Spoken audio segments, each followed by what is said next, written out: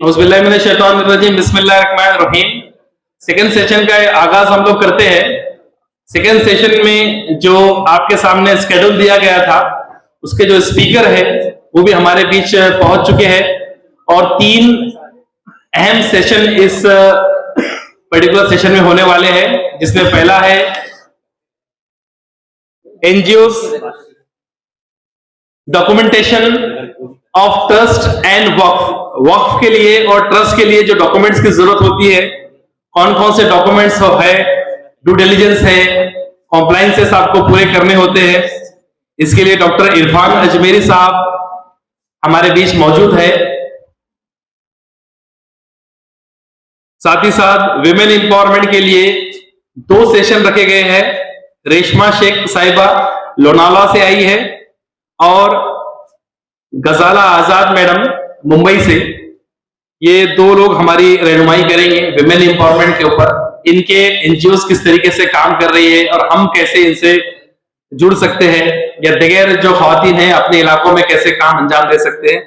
Legal awareness के ऊपर हमारे बीच वक्फ एक्टिविस्ट और कोकन के एक मशहूर एडवोकेट परवेज महाडिक सर यहाँ पर मौजूद है, जिनका तकरीबन हर हफ्ते वक्फ के ऑफिस में जाना होता है। वक्फ के जितने भी केसेस है, रजिस्ट्रेशन से लेकर और क्रिटिकल केसेस तक सभी हैंडल करते हैं। वो हमारी रहनुमाई करने के लिए यहाँ पर आ चुके हैं। तो हमारा एक सेशन जो था वो थोड़ा हमने उसको रोका था। एनजीओ का इंट्रोडक्शन, एनजीओ के जिम्मेदारान यहाँ पर आए थे, वो अपना इंट्रोडक्शन पेश कर रहे थे, जिसमें हम लोग रीजन वाइज जा रहे थे। विदर्भ रीजन हमारा हुआ, खानदेश रीजन हुआ और हम लोग अभी मराठवाड़ा की तरफ पहुंच गए थे। तो मराठवाड़ा से अगर कोई बिलोंग करता है, परभनी, लातूर, बीड़, उस्मानाबाद, उदगीर, ऐसे इलाकों से अगर कोई बिलोंग करता है तो बराए मेहरबानी स्टेज के करीब आ जाए। कितने लोग हाथ रेस कीजिए अपना।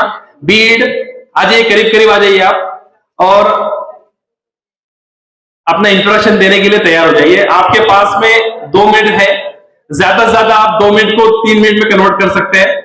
इन 3 मिनट में आपको 4 सवालों के जवाब देने हैं। आपका नाम क्या है, आपकी एनजीओ का नाम क्या है, आपकी एनजीओ किस शोबे में काम करती है और आपका कॉन्टैक्ट नंबर, आपसे जुड़ने का तरीका, आपकी वेबसाइट वगैरह अवेलेबल है। अगर आपकी वेबसाइट ऑलरेडी है तो आप इंट्रोडक्शन से पहले मुझे बता दीजिए, मैं वेबसाइट को यहाँ पर ओपन कर दूंगा। जी, अस्सलाम वालेकुम वरहमतुल्लाहि वबरकातुहू। मेरा नाम मोहम्मद फारूक, मैं शोलापुर से हूँ। अल्हम्दुलिल्लाह यहाँ आने के बाद बहुत खुशी हुई, क्योंकि जिस अज़ाइम को लेकर मैं खड़ा हुआ हूँ उसी मुनासिबत से माशाअल्लाह एक बड़ा ही नेटवर्क जो इन तमाम हजरात ने मैनेज किया, इन तमाम हजरात का मैं शुक्रिया अदा करना चाहूँगा, क्योंकि इस फील्ड में मैं बिल्कुल ही मुब्तदी हूँ। अभी मैंने कदम रखा है, बस 3 ही महीना हुआ इसमें वर्क कर रहा हूँ।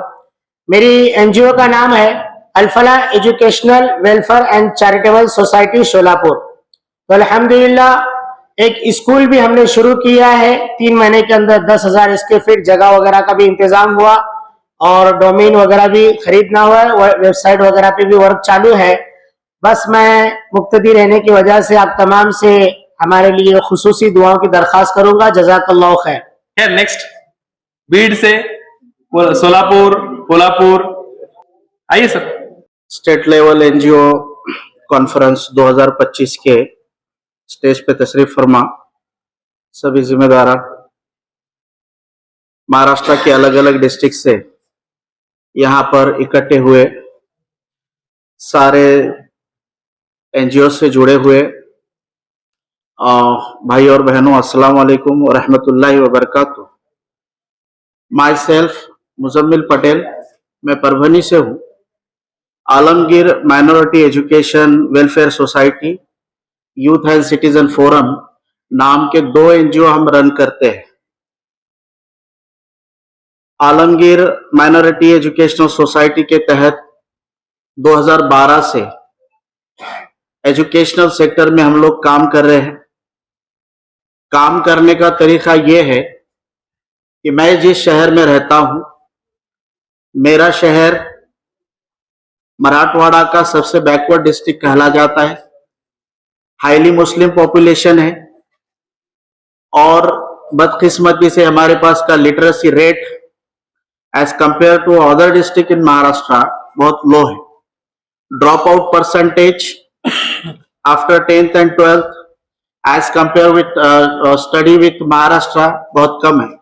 सच्चर कमेटी में भी हमारे शहर का खुसूसी जो है तो जिक्र किया गया था। सच्चर कमेटी में खास किस्म के रिकमेंडेशन मेरे सिटी के लिए किए गए थे, मेरे डिस्ट्रिक्ट के लिए किए गए थे। हमारे पास में जो ब्रिक्स वर्कर होते हैं, वीट भट्टी कामगार जिसे हम कहते हैं, वीट भट्टी कामगारों की तादाद मेरे शहर में, मेरे डिस्ट्रिक्ट में ज्यादा है। फॉर्चुनेटली अनफॉर्चुनेटली उसमें मुस्लिम का परसेंटेज ज्यादा है।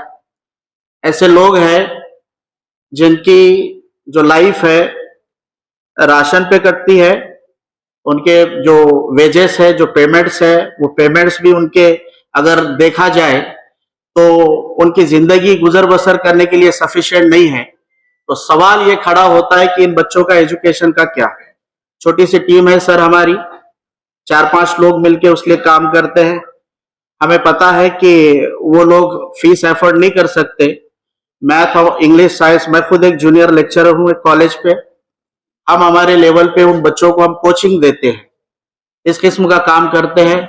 दूसरी एनजीओ के साथ में जुड़ा हूँ, यूथ एंड सिटीजन फोरम के साथ में। तो हम लोग संविधान जन जागृति का काम करते हैं, उसमें ज्यादा से ज्यादा मुस्लिम पार्टिसिपेशंस है। हम समझते हैं कि संविधान सबके समझ में आए, हर एक के साथ समझ में आए। हम इस मिसकंसेप्शन को दूर करना चाहते हैं कि संविधान के बारे में 2 चीजें हैं। एक कम्युनिटी कहती है कि संविधान हमारे बाप ने लिखा तो वो संविधान हमारा है।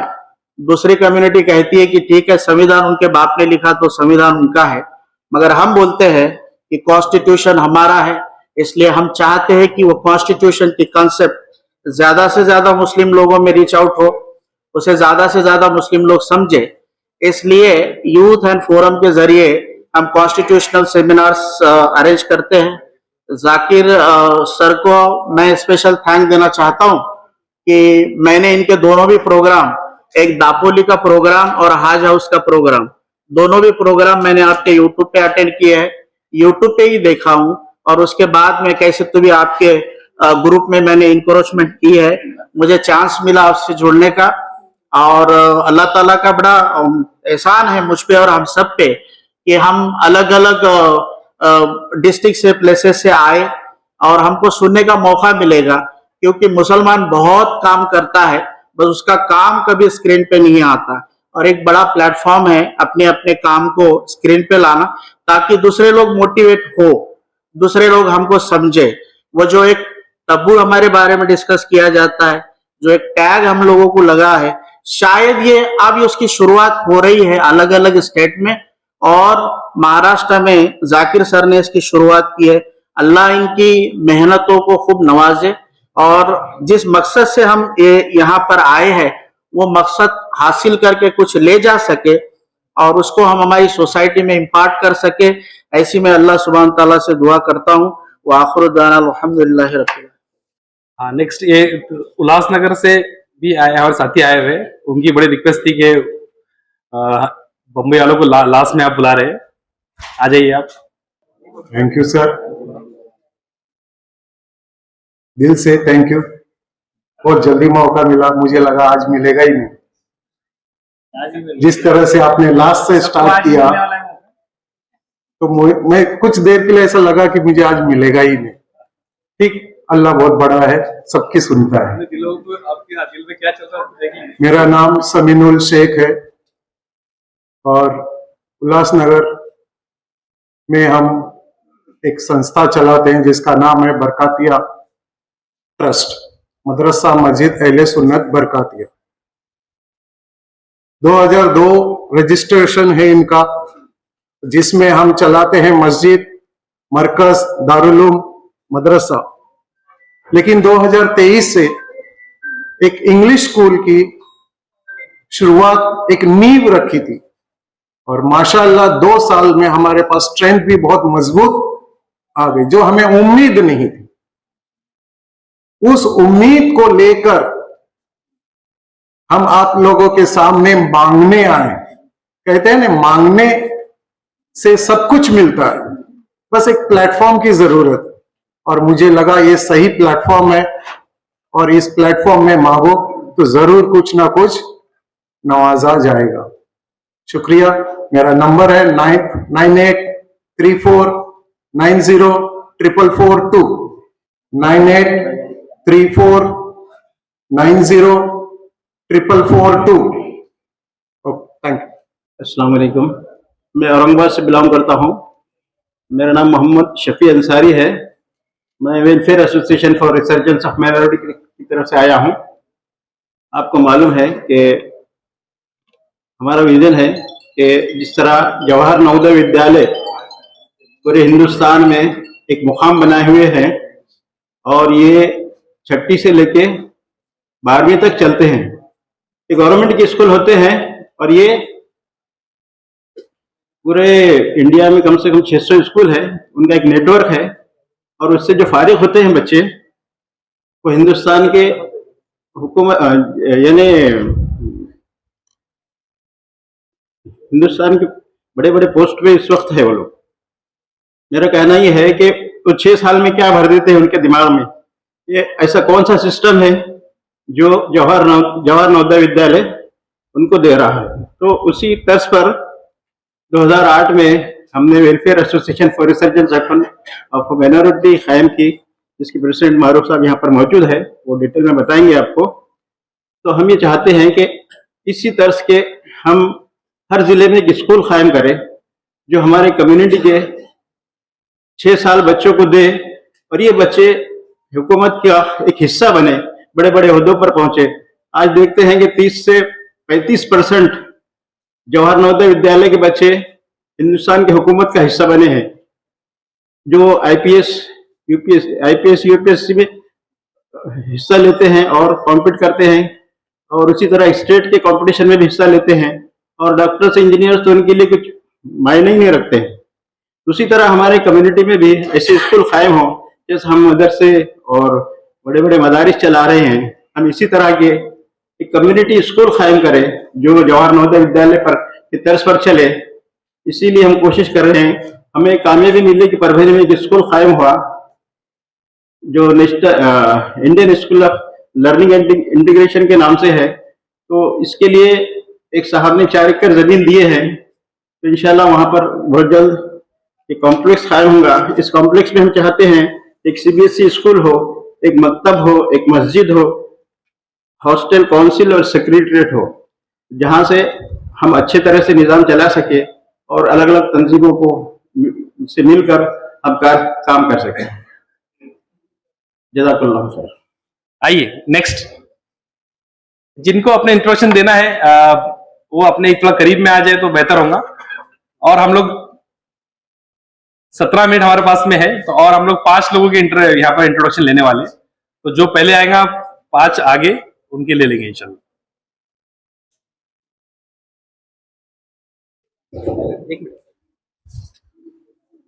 नेक्स्ट सेशन के स्पीकर हमारे बीच मौजूद है, तो मैं रिक्वेस्ट करूंगा एडवोकेट परवेज महाडिक, जो कि खेड़ से आए हैं और वक्फ एक्टिविस्ट भी है माशाल्लाह, कि वो स्टेज पर आए। साथ ही साथ डॉक्टर इरफान अजमेरी से भी रिक्वेस्ट करूंगा कि वो स्टेज पर आए। फर्स्ट सेशन में हम लोग बुला नहीं पाए, शायद हमसे गलती हो गई। इसरार अहमद सर भी हमारे बीच मौजूद है, जो कि पेरेंटिंग कोच है और हमारे उस्ताद है। मैं उनसे भी रिक्वेस्ट करूंगा कि वो स्टेज पे आए प्लीज। अस्सलाम वालेकुम वरहमतुल्लाहि वबरकातुहू। मेरा नाम अयाज अली शेख है, मैं लातूर शहर से हूँ और पेशे के हिसाब से मैं एक आईटी प्रोफेशनल हूँ। मैं आईटी में एक क्लाउड इंजीनियर के हैसियत से काम करता हूँ एक मल्टीनेशनल कंपनी के अंदर में, और हमारे फाउंडेशन का नाम है विजडम फाउंडेशन, जो कि लातूर के शहर उदगीर से चलती है। और मैं बीइंग एन आईटी प्रोफेशनल पहले कुछ काम किया करता था। सोशल वर्क तो मैं पिछले एक साल से कर रहा हूँ, जब से मेरी जान पहचान और मुलाकात जाकिर सर से हुई थी। मुझे अच्छी तरह से याद है, हम फर्स्ट टाइम मिले थे 11 फरवरी को देसी चूल्हा होटल के अंदर में, हमारे जो तिजारत का जो उनका प्लान चलता है उसके अंदर में। तो बहुत मुश्किल से सिर्फ पिछले 1 साल के अंदर में हमने एनजीओ का काम किया है और कुछ खिदमत को अंजाम दिए हैं, जब से हमने जाकिर सर से मुलाकात की है, मैं वो बताऊंगा। लेकिन उससे पहले मैं as a mediator, not a social worker काम करता था। मुझे ये तो पता चला बाद में कि इस काम को सोशल वर्क कहते हैं, क्योंकि हमारे इस्लाम के अंदर हमारे नबी ने भी इस काम को किया है, और इस काम को खिदमत खल्क और कार खैर के नाम से हम किया करते थे। लेकिन बाद में जाकिर सर से मिलने के बाद ये पता चला इस काम को एज अ सोशल वर्कर की तरह भी किया जा सकता है। तो एज अ खिदमत खल्क और कार खैर के नाम पे हम ये करते थे, क्योंकि आज हमारे इंडिया का यूथ, वो चाहे किसी भी कम्युनिटी से बिलोंग करता हो, वो बहुत परेशान है in terms of employment, job के ताल्लुक से हो और कमाई के ताल्लुक से है। तो हमारा ये मकसद था कि बीइंग एन आईटी प्रोफेशनल हमने एक टीम बनाई, और मेरे साथ में 2 ट्रेनर हैं, वो काम करते हैं और हम लोगों को ट्रेनिंग देते हैं। और ट्रेनिंग का हमने ऐसा प्रोग्राम बनाया कि बिल्कुल ही बहुत कम फीस के अंदर में, और जो मुस्तहिक और जो गरीब बच्चे हैं जिसके पास पैसे की कमी या बिल्कुल भी पैसे नहीं है, ऐसे लोगों को भी हमने फ्री में पढ़ाया। अल्हम्दुलिल्लाह हमने पिछले 2.5 साल के अंदर में 120 से 125 लोगों को पढ़ाया, और हमारा उस सक्सेस रेशियो है कि 45% लोगों को उसमें से जॉब भी मिला। तकरीबन 45 से 50 बच्चों को उसके अंदर में जॉब भी मिला है। और हमारा ये इंटेंशन है कि जो हमारे गांव के बच्चे being an engineer, IT engineering करते हैं, बीसीए, बीसीएस, बीकॉम और जो ना अलग अलग डिग्रियां करते हैं, लेकिन प्लेटफॉर्म और गाइडेंस की कमी रहने की वजह से call centre, back office, sales में, बैंकिंग में, कहीं पर जहां जॉब मिले वहां करते हैं। तो हमारा एक ये विजन है और मिशन है कि उन बच्चों को थोड़ा सा ट्रेनिंग में मॉड्यूल करके, थोड़ा सा नरिश करके उनको आईटी फील्ड में ला सके। तो इसलिए हमने ट्रेनिंग प्रोग्राम स्टार्ट किया है। अब आता हूं मैं हमारे इस एनजीओ के सोशल काम के अंदर में। तो हमने इसको रजिस्टर किया लास्ट ईयर 2023 के अंदर में, और हमने हमारा बैंक में विजडम फाउंडेशन के नाम से अकाउंट खोला है 29 जून 2024 को। और 2024 से जून से लेके 31 जनवरी तक हमने अल्हम्दुलिल्लाह सुम्मा अल्हम्दुलिल्लाह 1,73,000 रुपए से लेके 1,80,000 रुपए तक फंड रेजिंग की है, जो कि पब्लिक फंड रेजिंग है। अब ये फंड रेजिंग के लिए हमने ये कॉन्सेप्ट इख्तियार किया, क्योंकि जैसे जाकिर साहब ने मेंशन किया था, हमें मार्टी से और जो है ना बार बार सर कहते हैं माइनॉरिटी डेवलपमेंट और माइनॉरिटी के जो बजट है, बजट से हमको पैसा लेना चाहिए, बगैर पैसे के आज कोई काम नहीं होता है। तो हमने ये तरतीब इख्तियार की, हमने हमारे दोस्तों को और हमारे सारे गरीबी लोगों को जाके रिक्वेस्ट किया कि आपका सिर्फ हमें रोज का 10 रुपया सदका चाहिए, ज़कात भी नहीं, क्योंकि ज़कात के बहुत बाल से बारीक मसले हैं। तो हमने रोज का 10 रुपया सदका मांगा, जो कि महीने के 300 रुपए होते हैं, और इस तरह से हमने फंडिंग रेज की। अल्हम्दुलिल्लाह आज 40 से 45 ऐसे लोग हैं, बाय डिफॉल्ट 1, 2, 3 हर महीने के 3 तारीख तक हमारे पास 8 से 10,000 रुपए ऑटोमेटिकली जमा होते हैं। उसके बाद हम बहुत ही एक पोलाइट अंदाज के अंदर उनको एक रिमाइंडर देते हैं कि फंड का जो है ना वो आ चुका है और फंड रेज कीजिए। ये हमने यहाँ से काम शुरू किया।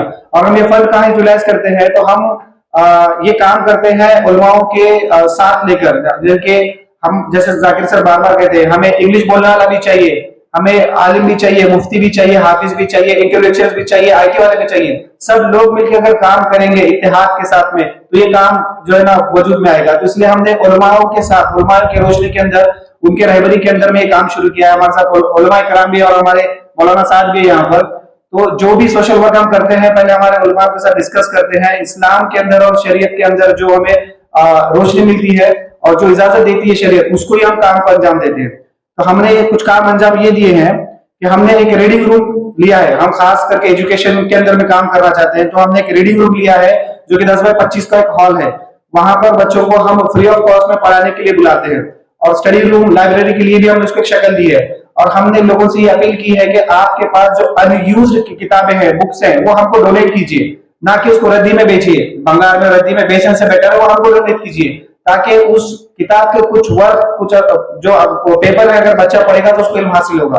तो अल्हम्दुलिल्लाह ये हमारे कुछ काम देखकर हमारे गिर शहर के कुछ दूसरे एनजीओ ने हमको आके कुछ किताबें भी डोनेट की अल्हम्दुलिल्लाह, और हमने उसको लाइब्रेरी की शक्ल भी दी है। और वहां पर हमने 2 न्यूज़पेपर स्टार्ट किए, एक उर्दू और एक मराठी। लोक सत्ता एक पेपर जो कि एमपीएससी यूपीएससी के लिए पढ़ा जाता है, यूज किया जाता है एज स्टैंडर्ड पेपर। तो हम चाहते हैं कि हमारे बच्चे आईएएस आईपीएस बने और इस लाइब्रेरी का भरपूर इस्तेमाल कर सके, इसलिए हमने इसको लाइब्रेरी बोल के स्टार्ट किया।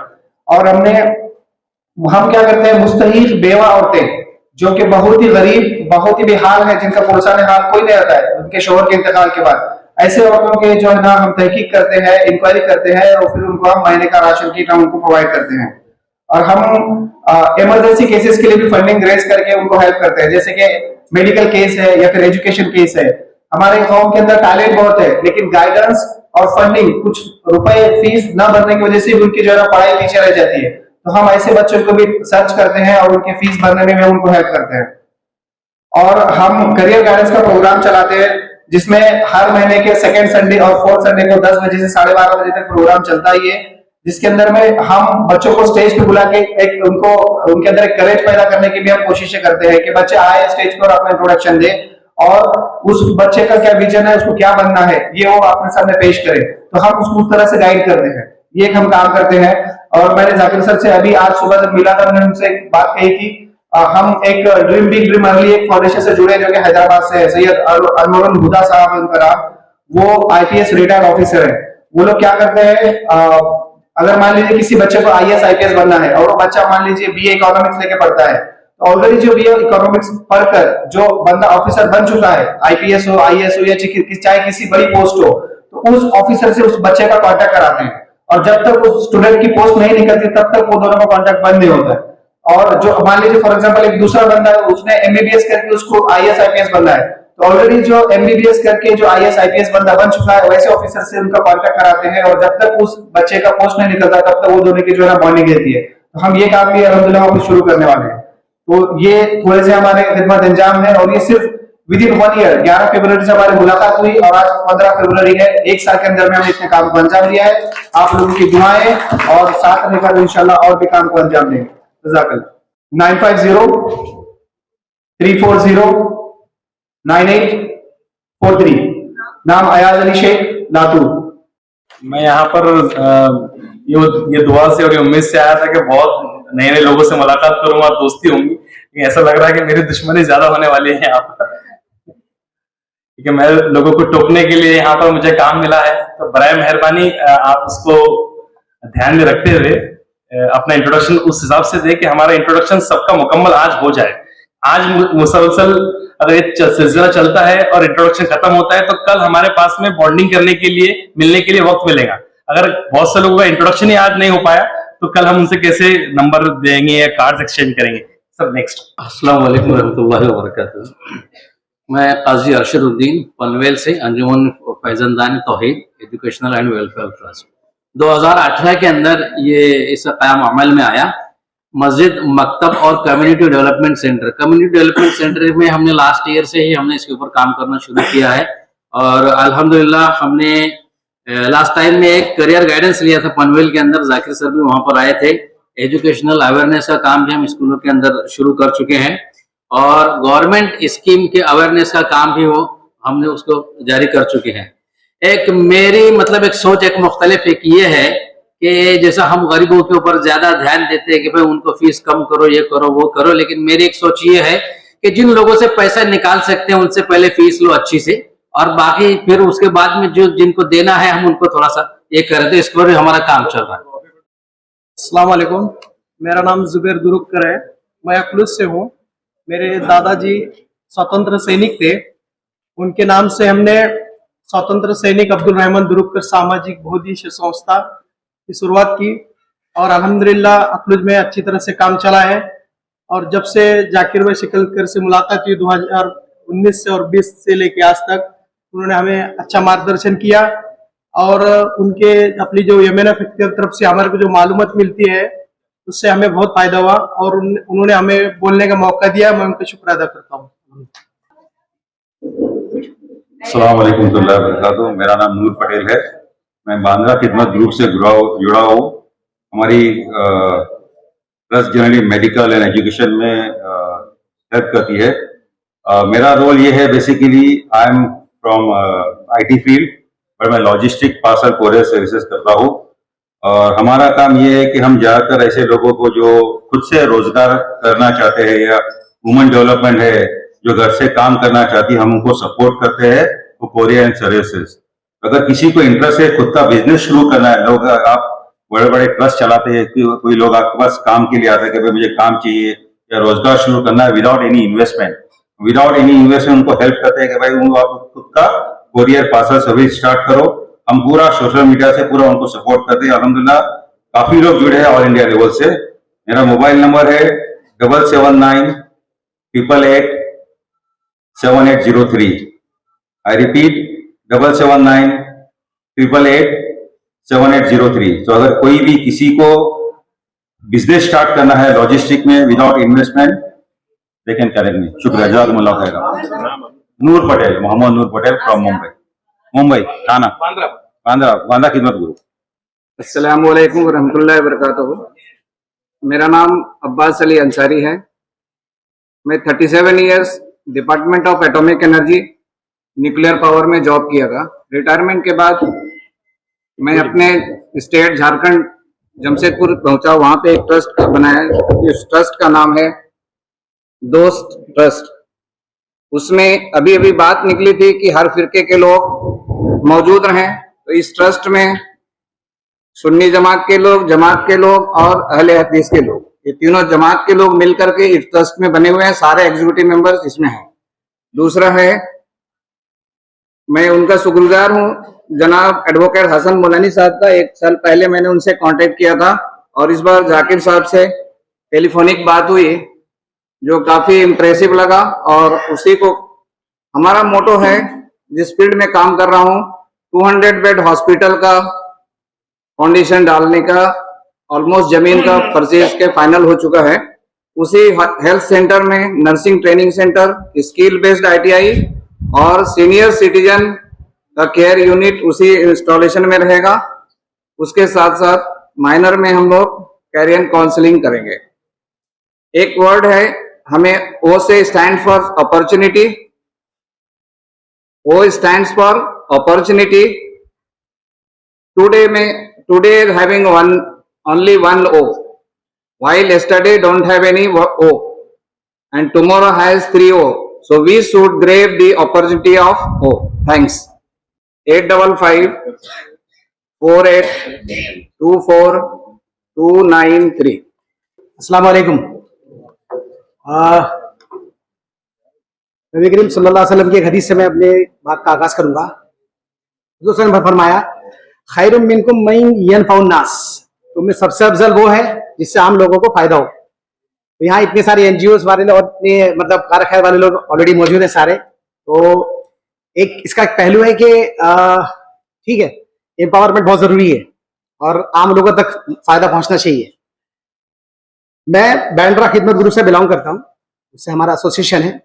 एंड हम लोग एक ऐसे सेगमेंट में हम लोग काम करते हैं जो इत्तेफाक से 98% इंडियंस नहीं जानते। ठीक है, मैं उस पर आता हूँ टॉपिक के ऊपर। जहां तक एम्पावरमेंट की बात है, हम लोग अपने सेगमेंट के जरिए हर उस आम आदमी को एम्पावरमेंट करना चाहते हैं, उसका अपलिफ्टमेंट करना चाहते हैं, नॉलेज देके, है ना, इंफॉर्मेशन देके। राइट, हम लोग काम करते हैं प्री IPO सेगमेंट्स में। राइट, ये ऐसा सेगमेंट है जिसमें 98% इंडियन जिसके बारे में नहीं जानते कि होता क्या है। जब तक कोई IPO आता है तब आम आदमी की इसमें एंट्री होती है। राइट, एक क्वेश्चन आता है कि कौन अपने आप को एम्पावरमेंट नहीं करना चाहता या कौन ग्रोथ नहीं करना चाहता। आई एम श्योर सारे लोग करना चाहते हैं। Right, as an NGO, as an individual, as a group. तो फिर एक क्वेश्चन आएगा कि भाई मैं क्या करूं, मेरे एसेट्स कैसे ग्रो होंगे, मुझे क्या करना चाहिए मेरे एसेट्स मल्टीप्लाई करने के लिए। मैं अपनी बात को रिलेट करूंगा। सचिन के एक एड से टीवी पे एक एड आता है कि यार म्यूचुअल फंड्स, SIP सही है, लेकिन एक चुपता हुआ सवाल है कि क्या सचिन SIP में इन्वेस्ट करता है? नहीं। तो सचिन कहाँ इन्वेस्ट करता है? सचिन इन्वेस्ट करता है अर्ली इक्विटीज में, जो एक्चुअली सिर्फ हार्डली 2% लोग ही जिसको जानते हैं उसके बारे में। राइट, फिर एक बात है कि क्या इसमें हायर परसेंटेज रिटर्न्स मिलते हैं? जी नहीं, इसमें मल्टीपल रिटर्न्स मिलते हैं। मैं 100 रुपए इन्वेस्ट करके 108-109 रुपए एक्सपेक्ट नहीं करता। अर्ली इक्विटीज में मैं 100 रुपए इन्वेस्ट करके 500, मे बी 1000 प्लस एक्सपेक्ट करता हूं।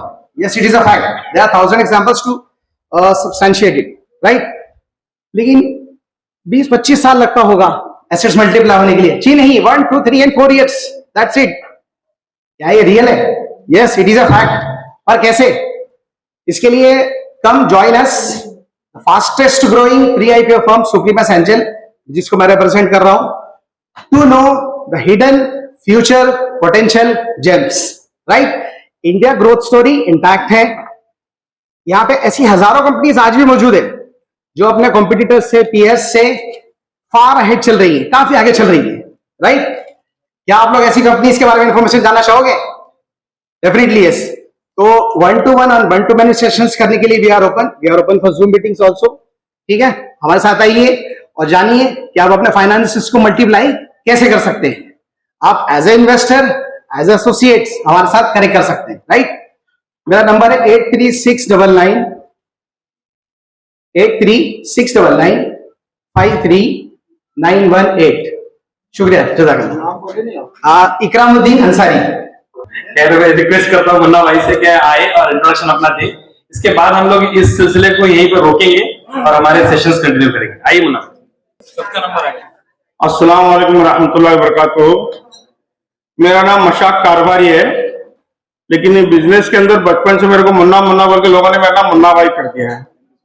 तो बाद में वो MBBS आया तो MBBS कहने लगे, बोलता मैं बोलता हूँ मैं MBBS नहीं हूँ, मैं इंजीनियर हूँ, इलेक्ट्रॉनिक इंजीनियर हूँ। अब उसके लिए देखिए शॉर्ट फॉर्म लगा देंगे आगे। और अभी हमारे भाई ने कहा कि मुन्ना भाई गुस्सा आता है, वाकई में गुस्सा आता, फौजी आदमी हूँ और गलत चीज बर्दाश्त नहीं होती है कहीं भी होने। और दूसरी एक चीज, बचपन से ही मेरे को इस्लामिक उसके ऊपर डाला गया मेरे उस्तादों ने, तो वैसे भी हमको इस्लाम में कोई गलत चीज एक्सेप्ट नहीं है। और फौज ने हमको सिखाया डिसिप्लिन के लिए, तो उसके एक्सेप्ट है ही नहीं दी। तो बहुत गुस्सा आता था। तो पिछले 3-4 सालों से जाकिर भाई ने मेरे गुस्से को ना 50% कम कर दिया।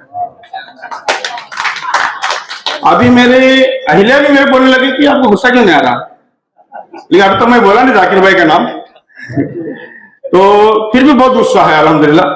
अब इसको मैं क्या नहीं कर सकता, वो नेचुरली है, तो उसको कुछ नहीं कर सकते। जाकिर भाई से जो मुलाकात हुई भाई 2 मिनट से कुछ ज्यादा भी हो जाएगा, 1 आध महीने इंट्रोडक्शन में दे रहा हूँ जाकिर भाई के साथ में। जाकिर भाई का मैं ग्रुप में कहीं से एंट्री हो गई और जाकिर भाई के मैसेज आते थे, मेरे को बहुत अच्छे लगते थे।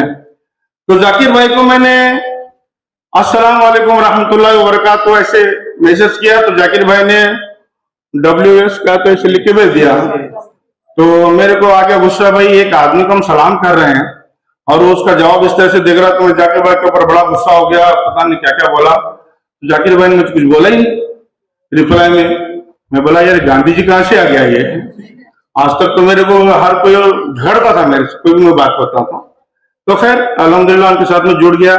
कई मौके आए कि मैंने सोचा कि वो जाकिर भाई के साथ हम जब तक मेरा वो रहेगा मैं देता रहूंगा, चाहे वो काम कोई कर राइट अच्छे काम के लिए हम उनका साथ देते रहेंगे। तो जाकिर भाई के जरिए मेरे को जन सेवा कोऑपरेटिव क्रेडिट सोसाइटी का इंट्रोडक्शन हुआ और पिछले 1.5-2 साल से मैं उससे एक्टिवली सोलापुर डिस्ट्रिक्ट में काम कर रहा हूँ जी। हाँ, जन सेवा multi state cooperative interest free finance है ये, जिसमें हम लोगों को इंट्रोडक्शन करा रहे हैं। लोग क्योंकि अब बचपन से हमें सुनते ही आ रहे हैं कि सूद के बगैर होता ही नहीं है। अब इसके अंदर सर्विस बेस रही होता है तो कुछ ना कुछ चार्जेस लगाते हैं, उसको भी लोग सूद ही बोलते हैं। तो हमको गुस्सा आ जाता है, भाई गंदगी और पाकिस्तान में कुछ ना कुछ तो फर्क है, आप पहले इसको समझो। क्योंकि इस्लाम में कुछ टर्म्स है, मुराबा मुराकबा जो कुछ भी है, इसको हम समझते नहीं। किसी के सामने बात रखो, सीधा बोलते गए तो तुम तो कुछ ले रहे हो तो सूद ही है। खैर उसके टर्म्स हैं, उसको हम समझने के बाद में पता चलता है कि सूद नहीं है। तो हमको इसका अवेयरनेस बहुत सारे कैंपेन चला रहे हैं और लोग हमसे जुड़ रहे हैं। कई लोग हमसे लोन लेकर उसको वापस भी कर रहे हैं। तो बहुत सारा इसमें इश्यू आ जाता है कि रिकवरी कैसे होगी, तो अल्हम्दुलिल्लाह एक सिस्टम है, जब उसके साथ में काम करेंगे तो वो भी हो जाता है। और उसके बाद में मैं अपने डिस्ट्रिक्ट का मैं फौजी आदमी यूनिवर्सिटी सैनिक फेडरेशन का मैं भी उसका भी जिलाध्यक्ष हूँ। बाकी कुछ संस्था से मिलकर काम कर रहा हूँ अल्हम्दुलिल्लाह। अल्लाह ताला से दुआ की हमारी इस काम को आगे बढ़ा और आप लोगों से दुआ की दरखास्त है। अस्सलाम वालेकुम। 9552 722 78899। जज़ाकल्लाह खैर। मुन्ना भाई सोलापुर। खैर जज़ाकल्लाह खैर। हम लोग इंट्रोडक्शन के इस सिलसिले को यहीं पर थोड़ा रोकते हैं और अगले सेशन की तरफ जाते हैं, जो कि बहुत इंपॉर्टेंट सेशन है, लीगल अवेयरनेस। लीगल अवेयरनेस हमारे लिए बहुत जरूरी हो जाता है कि बहुत सारी ऐसी जगह होती है जहां पर हमें पता नहीं होता है कि हमारे हुकूक क्या है और हम शिकार हो जाते हैं अलग अलग प्रॉब्लम का। इसके लिए हमारे बीच में मौजूद है एडवोकेट परवेज महाडिक साहब। मैं परवेज महाडिक साहब का ब्रीफ इंट्रोडक्शन आपके सामने दूं। परवेज महाडिक साहब MA BEd इंग्लिश भी है, टीचर भी रह चुके हैं। उसके बाद में अपने शौक उनको था वकालत का, तो उन्होंने बाद में LLB किया और LLB करने के बाद में अभी फुल टाइम पिछले 5 सालों से एज अ एडवोकेट वो खेड़ में काम कर रहे हैं। सर की स्पेशलिटी जो है वो डॉक्यूमेंटेशन और लीगल में ही है, खासतौर पर वक्फ और वक्फ से रिलेटेड इश्यूज जो होते हैं। तो मैं दावत सुकन दूंगा परवेज महाडिक साहब को कि वो हमारे रहनुमाई करें। आपके पास 15 मिनट है। अस्सलाम वालेकुम।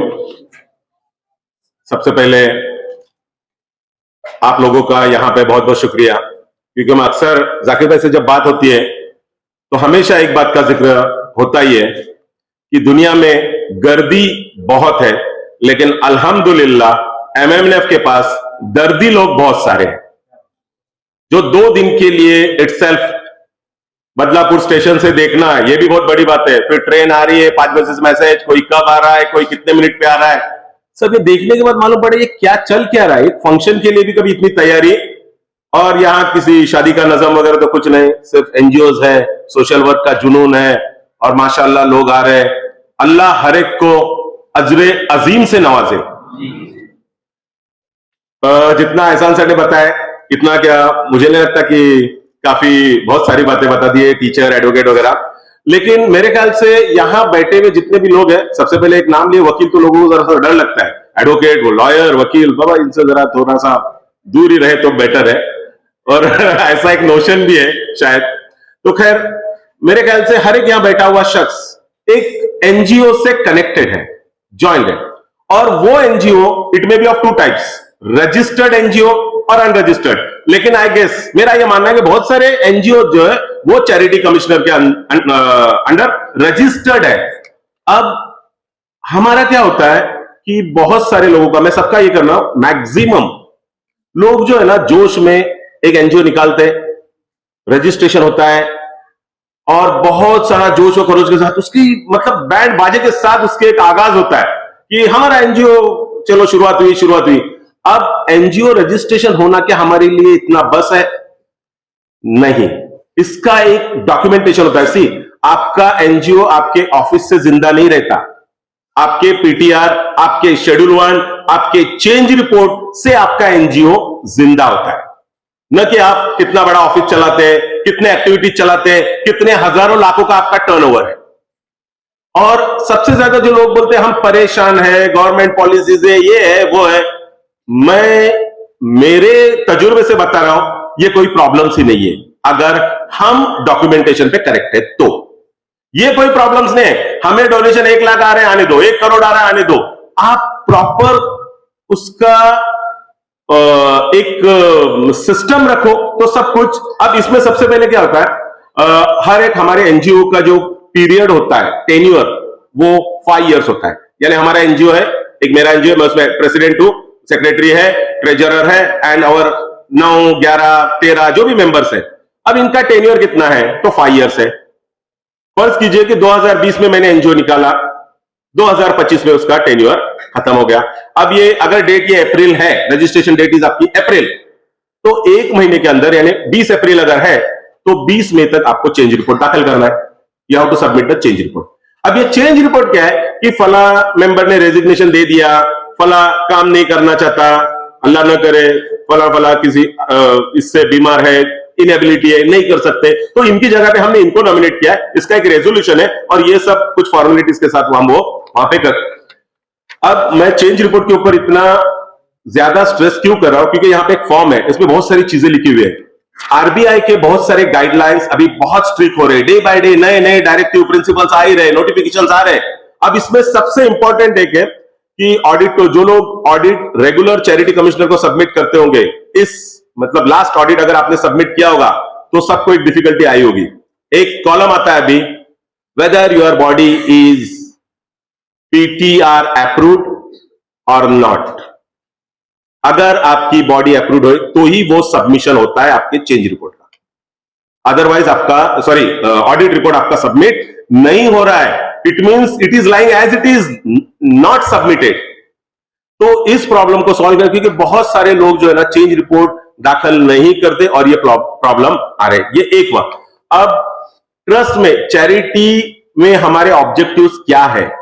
सबसे पहले मैं ये बताना चाहता हूं, religious objectives are totally different than charitable objectives. आप चैरिटी कमीशन के अंतर्गत मस्जिद नहीं रन कर सकते, कब्रिस्तान नहीं चला सकते, दरगाह, इमामबाड़ा, Ashura, any of the particular religious, strictly religious. हम बहुत बड़ी शान से, हमारी मस्जिद चैरिटी कमीशनर के पास रजिस्टर्ड कब 95 से है।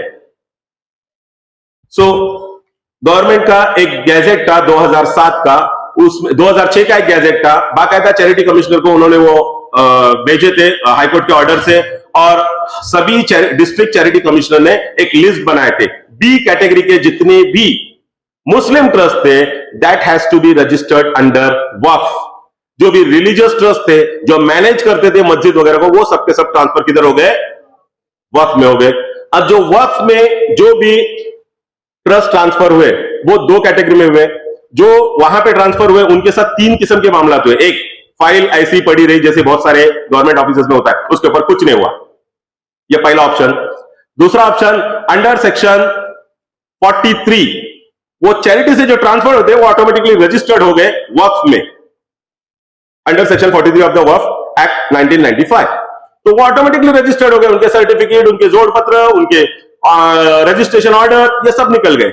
कुछ लोगों के वहां पड़े रहे, कुछ लोगों ने वहां से कलेक्ट कर लिए, ठीक है। और ये जो थर्ड ऑप्शन, जो कुछ भी नहीं होता, उनको जो न्यूली जिन्होंने कुछ बनाए बाद में, उनको सेक्शन 36 के अंतर्गत जाना पड़ा, अंडर सेक्शन 36 न्यूली रजिस्ट्रेशन।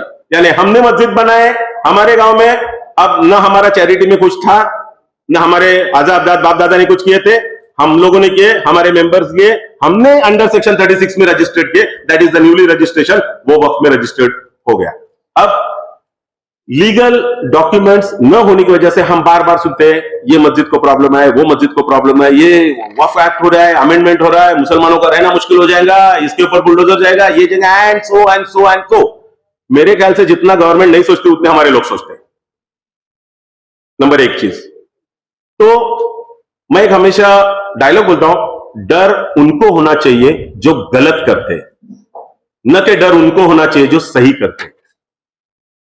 डर उनको लगना चाहिए जो कुछ गलत कर रहे हैं, जो सही करेगा उसे तो डर का सवाल ही पैदा नहीं होता।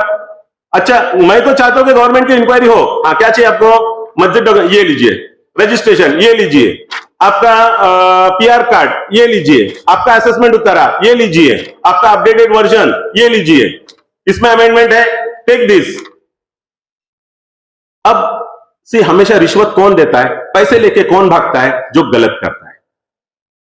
अब हम गलत भी हम करें और ब्लेम गवर्नमेंट को करें तो ये तो डबल स्टैंडर्ड हुआ सीधा सीधा। हम किसको ब्लेम कर रहे हैं? यानी मेरी जगह है, मेरे प्लॉट में अगर कोई आधा इंच भी आता है तो हाईकोर्ट का सुप्रीम कोर्ट तक मैं जाता हूं। और मस्जिद की जगह में कितनी दुकानें बना दी है, किसी का गैरेज, किसी की गाड़ी मस्जिद के कंपाउंड में आ रही है, वजू खाने में आ रही है, नथिंग एल्स। नहीं, वो मेरा रिश्तेदार रहने दो, नई फॉर्च्यूनर है उसकी, मस्जिद के शेड में रहने दो, नमाजी कम रहे तो थोड़ा सा और भी अंदर आने दो। What's this nonsense? यानी हम कौन से स्टैंडर्ड में जा रहे? सॉरी, थोड़ा सा वकीलों की भाषा होने की वजह से ये जरूरी बातें हैं, तो थोड़ी सी लैंग्वेज भी ऐसी ही आती है। सो प्लीज, अगर किसी को बुरा लगता हो तो पहले से मैं माफी चाहता हूं, क्योंकि ये मेरे जेब की बातें नहीं है, ये रिक्विजिट और लीगल एंटाइटीज है जो हर एक के लिए बहुत मायने रखती है। और we all are the interested person in the Waqf. हम ये बात समझते हैं, हाँ मुंबई में कुछ हो रहा है मुझे क्या लेना देना, पुणे में कुछ हो रहा है मुझे क्या लेना देना, कहीं विदर्भ में हो रहा है, मराठवाड़ा में हो रहा है, कोकण में हो रहा है, मुझे क्या लेना देना। नहीं, अगर मैं रास्ते से जाते वक्त गाड़ी रुका के अगर किसी मस्जिद में मैं नमाज पढ़ता हूं तो I am the interested person of that Waqf property. मैं वहां का इंटरेस्टेड पर्सन हूं, आई कैन अप्लाई। मैं वहां पे जो कुछ गलत हो रहा है उसके बारे में इंसाफ मांग सकता हूं, उसके खिलाफ आवाज उठा सकता हूं। अब ये रहा कुछ डॉक्यूमेंटेशन का। सबसे पहले इंपॉर्टेंट ये है कि मैं हमेशा कहता हूं, सॉरी थोड़ी सी ज्यादती हो सकती है, मुसलमानों में अगर कोई प्रोग्राम करना हो ना तो बिरयानी का इंतजाम फौरन हो जाता है। माशाल्लाह, अभी हमने पुलाव भी खाए, चिकन पुलाव भी खाए, अगर बिरयानी भी चाहिए वो भी हो जाएगा। फिर उसके साथ स्टार्टर चाहिए, वो भी हो जाता है, फिर डेजर्ट चाहिए, वो भी हो जाता है। लेकिन जरा डॉक्यूमेंटेशन के लिए कुछ हजारों का खर्चा है। अगर बोले ना तो हमारे रिजोल्यूशन इतने ज्यादा लग जाते हैं कि लोकसभा, विधानसभा, राज्यसभा के इलेक्शन कुछ मायने नहीं रखते। इतने हमारे प्रोसीडिंग्स, फिर प्रोटोकॉल, फिर अप्रूव करना पड़ेगा। अरे किससे पूछना पड़ेगा? क्या हमारे जिम्मेदार इसलिए कि 5,000 के लिए चेंज रिपोर्ट है, ऑडिट रिपोर्ट है, उसमें लगने वाले स्टैम्प पेपर्स है, नोटराइज है, ये खर्चा है, वो खर्चा, ये हम पूछते बैठे? What are our discrete powers? हमें जिन लोगों ने, मोहल्लों ने नॉमिनेट किया है, डेप्यूट करके रखा है, वो लाखों का कंस्ट्रक्शन करने के लिए नहीं, 80 लाख का है तो 2 लाख का होने दो, कुछ सदर साहब चलेगा। और अगर वो 5,000 का खर्चा अगर 5.5 हो जाते तो नहीं, वो 500 रुपए का, वो सॉरी मैं वापस से नहीं कहता, सॉरी एक पर्सनल क्वेश्चन, क्योंकि मुझे दिए हुए 15 मिनट है, उसमें से 11 मिनट हो चुके हैं, 4 मिनट मेरे बाकी है। मैं टाइम से बहुत परफेक्ट रहता हूं, क्योंकि बोलते हैं ना वकील लोगों को तारीख और वक्त बहुत संभालना पड़ता है। ओके, तो सबसे पहले जब हम ये देखने जाए कि हमको जो चीजें करनी है, जो डॉक्यूमेंटली चीजें करनी है, इट्स माय हम्बल रिक्वेस्ट कि प्लीज वो चीजें हमको करनी ही है, चाहे हमारी हो या दूसरों की हो, हमको अवेयर करना है। सेकेंड चीज कि बहुत से लोगों का क्वेश्चन आता है मस्जिदों में, हाँ सॉरी वक्फ में बैठे हुए सब लोग डैश डैश है, ओके, बाकी सब एकदम शरीफ है, सिर्फ वक्फ में जो बैठे हुए लोग हैं ना, वो एक कैरेक्टर वगैरह वो खराब है सब, और बाकी सभी डिपार्टमेंट में कैरेक्टर सर्टिफिकेट इश्यूड किए गए लोग हैं, इतने क्लीन चिट वाले लोग हैं कि आपको कोई तकलीफ होने वाली नहीं है। सबसे पहले कौन बैठा है वो छोड़िए, whether my property, my village property is registered और not, this is a big issue. क्या मेरी मस्जिद जहां मैं नमाज पढ़ता हूं, अगर हमको कोई गलती से भी बोले आपका घर जो है ना, एक टाइल्स आपकी जरा सी बाहर है, अब जेसीबी लाके बुलडोजर लाके तोड़ा जाएगा, कितनी फिक्र होती है। और जहां हम नमाजें पढ़ रहे हैं, एसी बिठा रहे, पंखे बिठा रहे, कूलर बिठा रहे, वो लीगल है या, सॉरी लीगल टर्म पे सिर्फ दो, या इफ यू आर रजिस्टर्ड और not registered, that means you are legal और यू आर इलीगल, इसके बीच का कोई टर्म नहीं होता। आप 50-50 में कहीं नहीं आते, या तो आप रजिस्टर्ड हो या तो आप अनरजिस्टर्ड हो, या तो आप लीगल हो या तो आप इलीगल हो। अब इलीगल जो भी है उसके ऊपर तो कार्रवाई होने वाली है, इसको कोई भी नहीं रोक सकता। अदरवाइज बाकी क्या है, नॉर्म्स वगैरह सब समझते। अब दूसरा जो इंपॉर्टेंट है, एक रहा चेंज रिपोर्ट, ऑडिट रिपोर्ट आप सब करते, तो इसके बाद यहां पे जो लिखे हुए, अब जो आ रहा है दर्पण रजिस्ट्रेशन। अगर आपके पास बैंक अकाउंट है, आपका ट्रस्ट चैरिटी कमिश्नर में है, तो अभी तो सबको उन लोगों ने, बैंक अकाउंट वालों ने तो काम को लगा दिए, Darpan registration law, you have to do it. मेरे ऑफिस में फिलहाल सिविल क्रिमिनल के केसेस सब बंद है और 2 ही चीजें चालू है, दर्पण registration, audit report, change report. यानी हम कब जागे हो रहे, जब हमको लात मार के जगाया जा रहा है, हमें हिलाया नहीं जा रहा है, वो वक्त गया अभी, अब लात मार के जगाया जा रहा है, नहीं तो सोते रहो, सीधा उठा के आपको बाहर रखा जाएगा। तो ये दूसरा अहम 12A ATG सर्टिफिकेशन, ठीक है। फंड्स मैं हमेशा कहता हूं, हमारे पास अगर पैसे है भी तो हम अपने क्यों, हम टैक्स पेयर है, गवर्नमेंट के पैसे हम कब लेंगे, इंडस्ट्री की CSR फंडिंग हम कब लेंगे। तो जो 12A और ATG है, मेरे ख्याल से वो टॉपिक डॉक्टर इरफान अजमेरी साहब का है, और हमारे पास माशाल्लाह हम सबके गुरु बैठे हुए यहाँ पे, तो वो बताएंगे ये सब चीजों में। लेकिन अगर हमको पैसा चाहिए तो पैसा मिलता है, कलेक्ट भी किया जा सकता है और गवर्नमेंट से भी लिया जा सकता है, बशर्ते हमारे पास वो एलिजिबिलिटी क्राइटेरिया हो, वो डॉक्यूमेंटेशन हो, यानी हमारा डॉक्यूमेंटेशन इतना स्ट्रांग हो कि सामने वाले को ये बोलने पे मजबूर पड़े कि इनके जैसा डॉक्यूमेंट किसी के पास नहीं है, न कि हम डर डर के जिए, अरे अभी क्या होगा, कौन आया तो मैं, मुझे देखा तो क्या होगा। हमारे बैग और हमारे डॉक्यूमेंट डिस्प्ले नोटिस बोर्ड पे रहे, होने दो खर्चा, 1-2 हजार का नोटिस बोर्ड रहने दो, ये कमिटी है, ये मोबाइल नंबर से कांटेक्ट करो, ये डॉक्यूमेंट है हमारे, कभी भी आ जाओ, ठीक है। जब मदरसों का प्रॉब्लम आता है तो मैं तो कहता हूं, हमेशा कहता हूं कि हमारे मदरसों में CCTV होनी चाहिए, मेरी राय। लेट गवर्नमेंट को देखने दो क्या करते हैं हम कुछ अंधेरों में नहीं कर रहे, जो अंधेरों में कर रहे प्रॉब्लम उनको है, जो लोग गलत कर रहे प्रॉब्लम उनको है, हम सही कर रहे हैं, इससे हमको कोई डरने की जरूरत नहीं है। रहा सवाल लॉ, आखिरी एक ही बात, इंडिया में जो भी लॉ बनता है वो सबके लिए बनता है, वो पर्टिकुलरली मुस्लिम्स के लिए कभी नहीं बनता, या किसी कम्युनिटी के लिए नहीं बनता, किसी एक के लिए नहीं बनता। It is for we the citizens of India. अभी 26 जनवरी को हमने पढ़े, और वो पढ़ के दिखाने का ये भी था, ऑर्डर था कि ये लो और प्रियम्बल पढ़ के दिखाओ, सुनाओ। सब लोगों ने माशाल्लाह पढ़े और सुने होंगे। So we the people of India, यानी हम सब, जो भी लॉ इनेक्ट होता है वो हमारे लिए होता है, हमारे लोग करते। तो ये सब चीजें प्राउडली वी कैन सिट कि ये हमारे लिए होता है।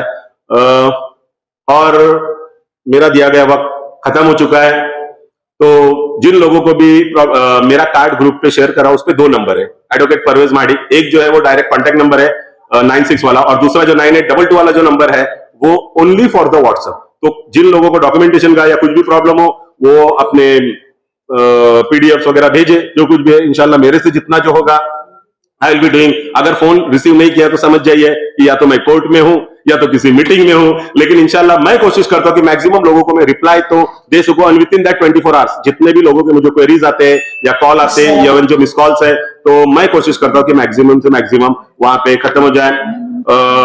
जितना मुझे जो कंटेंट दिया गया था, अभी कंटेंट तो ऐसा है कि वो खत्म तो ये तो नहीं कह सकता, कवर करने की कोशिश मैंने किया हूं।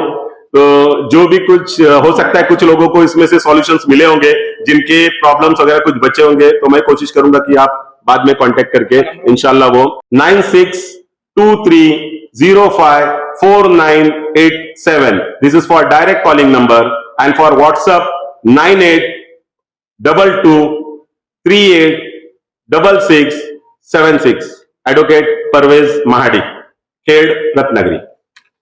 Thank you. आप लोगों ने इतने ध्यान से मुझे सुना, उसके लिए बहुत बहुत शुक्रिया। थोड़ी सी खाना भी हुआ था, चाय आई थी, तो एहसान सर से मैंने पहले रिक्वेस्ट किया कि जब तक चाय का असर है, तो मैं चाहता था कि लोग अच्छे से, अल्हम्दुलिल्लाह सभी अच्छे से सुन रहे हैं सभी, लेकिन इसका जरा सा इम्पैक्ट जो डॉक्यूमेंटेशन के रिलेटेड हो वो जरा सा ज्यादा हो। जज़ाकल्लाह। जज़ाकल्लाह परवेज सर। इसी से जुड़ा हुआ जो दूसरा टॉपिक है हमारा, लगभग उसी नहज का, डॉक्यूमेंटेशन ऑफ ट्रस्ट एंड वक्फ। इस टॉपिक के लिए मैं डॉक्टर इरफान अजमेरी साहब को दावत सुकन दूंगा।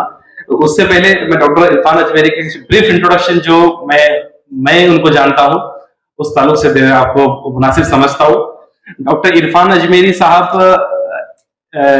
डॉक्टर जो है, पीएचडी जो है, इन्होंने सीएसआर में यानी कॉर्पोरेट सोशल रिस्पॉन्सिबिलिटी में की है। मैं 2011 से सर को जानता हूं। जिस वक्त सीएसआर नया नया आया था, उस दौर के अंदर काम करने वाले, गवर्नमेंट के बहुत सारे प्रोजेक्ट पे काम करने वाले लोगों में, शुरुआती लोगों के अंदर डॉक्टर इरफान अजमेरी का नाम है। और सर ने अपनी पीएचडी ही कॉर्पोरेट सोशल रिस्पॉन्सिबिलिटी में की है। तो आप वो समझ सकते हैं कि 2013 के से जब सीएसआर आया है, उसी दौर में पीएचडी करना और गवर्नमेंट के बहुत सारे कामों के अंदर एक अहम रोल अदा करना, इम्प्लीमेंटेशन एजेंसी का रोल अदा करना, उसमें सर का नाम था। उसके साथ साथ सर की जो मसरूफियात और उनका इंटरेस्ट जो था वो तिब्बे नबी में था। और तिब्बे नबी में अभी आप देखेंगे तो सर के खुद के प्रोडक्ट मार्केट में लॉन्च हो चुके हैं। सर ने रिसर्च किए बहुत सारे तिब्बे नबी, हम जानते हैं कि तिब्बे नबी से हर चीज का इलाज उसमें मौजूद है। आप सल्लल्लाहु अलैहि वसल्लम के सीरत नबी से हमको बहुत चीज सीखने को मिलती है। तो सर ने उसके ऊपर रिसर्च करके अपने बहुत सारे प्रोडक्ट मार्केट में लॉन्च भी किए माशाल्लाह, और उससे लोग फैजियाब भी हो रहे हैं। इसीलिए मैं दावत सुकन दूंगा डॉक्टर इरफान अजमेरी साहब को कि वो डॉक्यूमेंटेशन एंड ट्रस्ट इस टॉपिक का हमारे रहनुमाई करें। अस्सलामु अलैकुम व रहमतुल्लाहि व बरकातुहू। फैमिली फर्स्ट गाइडेंस सेंटर, यहाँ पर दस्तावेज के ताल्लुक से एक बहुत ही निहायत अहम कोशिश की जा रही है। उसमें जो भी जाती दस्तावेज है, जैसे आधार कार्ड, पैन कार्ड, पासपोर्ट, उसमें बहुत ज्यादा वेरिएंस होते हैं, नाम में, डेट ऑफ बर्थ में और दीगर चीजों में। तो उसको किस तरह से ठीक किया जाए और उसको ठीक करने के लिए क्या मजीद दस्तावेज लगेंगे, कितना वक्त लगेगा, वो कैसे होंगे और कहाँ होंगे, इसकी पूरी रहनुमाई की जाएगी। उसके अलावा बिजनेस के ताल्लुक से, अगर नया बिजनेस करना है तो उसमें कौन से डॉक्यूमेंट्स लगेंगे, वो कहाँ बनेंगे, कब बनेंगे, कितने और मजीद डॉक्यूमेंट्स के साथ बनेंगे, उसकी पूरी रहनुमाई की जाएगी।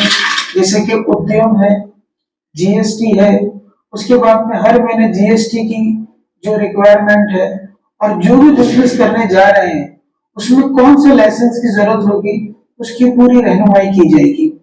साथ ही साथ जो हमारे इदारे हैं, ट्रस्ट है, सोसाइटी, मस्जिद, मदरसे, दरगाह, खानका, कब्रिस्तान, ये तमाम इदारे जो वर्षों से चल रहे हैं, किसी वजह से इनके दस्तावेज, इनके डॉक्यूमेंट्स सही नहीं होने की वजह से बहुत सारी कानूनी परेशानियां आती हैं।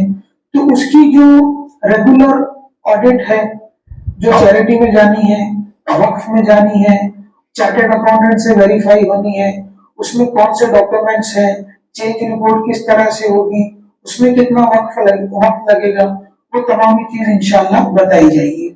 साथ ही साथ जो सीजनल रिक्वायरमेंट आती है, जैसे कि स्कॉलरशिप के ताल्लुक से है, चाहे वो प्री मैट्रिक हो, पोस्ट मैट्रिक हो, या दीगर कोई भी स्कॉलरशिप है जो माइनॉरिटी से जुड़ी हुई है, उसकी इंशाल्लाह रहनुमाई की जाएगी। तो फैमिली फर्स्ट गाइडेंस सेंटर के अंदर ये एक बहुत अच्छी कोशिश की जा रही है और इसका आगाज अल्हम्दुलिल्लाह हो चुका है। आप लोग राब्ता करें और पूरा का पूरा जो भी आपका डॉक्यूमेंटेशन का सेट आपके घर पर है वो ले आए। हमारे जो यहाँ पर एक्सपर्ट्स हैं वो डॉक्यूमेंट्स को ऑर्गेनाइज करेंगे, उसमें जो वेरिएंस है उससे आपको आगाह कराएंगे और उसमें अगर आपको मजीद कोई तौसी करानी है या तरमीम करानी है तो इंशाल्लाह मुकम्मल उसकी रहनुमाई की जाएगी। अस्सलामु अलैकुम व रहमतुल्लाहि व बरकातहू। अस्सलामु अलैकुम व रहमतुल्लाहि व बरकातहू। नहमदु व नुसल्ली अला रसूल करीम सल्लल्लाहु तआला अलैहि वसल्लम। जज़ाकल्लाह। मैं अभी तक जो मुझे टास्क दिया गया है मैं उसकी तैयारी कर रहा था। अल्हम्दुलिल्लाह मुझे रात को हाजिर होना था, लेकिन सर यकीन करें I was preparing for this slot. ये इतना नाजुक और इतना अहम टॉपिक है जिसको अभी तक के संजीदगी से नहीं लिया गया और इसी की वजह से हमें ये दुश्वारियां आ रही हैं। और अल्हम्दुलिल्लाह प्रोग्राम जिस तरह से ऑर्गेनाइज और स्ट्रक्चर किया गया उसमें आखिर तक यानी मेरा सेशन आए तक के फिर मैं शुक्रगुजार हूँ एडवोकेट परवेज साहब का कि उन्होंने आधे से ज्यादा जो मेरा जो टॉपिक है उसको कवर भी कर लिया ताकि मैं मजीद और टॉपिक पे बात कर सकूं। जज़ाकल्लाह। देखिए वक्फ जो लफ्ज है वो बना है, उसके जो अरबी मीनिंग है वो वाकुफा से है। यहाँ पे उलमा इकराम है उनको मालूम होंगे इसके मायने। अंग्रेजी में उसे होल्ड या टाइप कहते हैं। और जो वक्फ के डॉक्यूमेंट्स हैं, डॉक्यूमेंट्स डीड्स हैं, वो है वाकफिया। तो ये चीजें वक्फ से जुड़ी हुई है। अब इंशाअल्लाह वक्फ के ताल्लुक से आपको हिस्टोरिकल प्रोस्पेक्ट भी बताएंगे, इस्लामिक प्रोस्पेक्ट भी बताएंगे और उसका जो करंट सिनेरियो है वो भी आपको बताएंगे इंशाअल्लाह कि ये क्या चीज है। तो सबसे पहले जो वक्फ का कॉन्सेप्ट है वो हजरत उमर से है। हजरत उमर रजी अल्लाह ताला अन्हा के पास एक जमीन का टुकड़ा था खैबर में। उस टुकड़े को आपने आप सल्लल्लाहु अलैहि वसल्लम के पास आके डिस्कस किया और बोले ये मैं उम्मत के लिए कुछ इसमें करना चाहता हूं। तो वो जो टुकड़ा है उसको वक्फ किया गया और वहां से ये वक्फ का कॉन्सेप्ट शुरू हुआ, वो लोगों की फलाह व बहबूदी के लिए। दिस इज अबाउट द वक्फ। इसके पहले अगर हम थोड़ा सा जाते हैं तो जो खाने काबा की तामीर है वो हजरत इब्राहिम अलैहिस्सलाम से है और बैतुल मुक़द्दस की जो तामीर है वो हजरत सुलेमान अलैहिस्सलाम से है। यहां पर जहां तक कि मेरी आवाज पहुंच रही है, जो भी मुतवल्ली है यानी कि मस्जिद के जो ट्रस्टी हैं, वो जो काम है वो अंबिया अलैहिस्सलाम का है। तो ये काम कितना जिम्मेदारी का वाला है और इसको कितनी जिम्मेदारी से करना चाहिए इसका हमें एहसास होना चाहिए।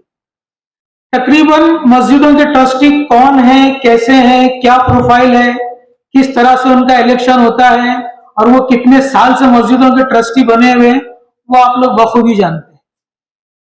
फिर उसमें वक्फ का क्या किरदार है, लोगों का किरदार है, वो हम तमाम लोगों को जानते हैं।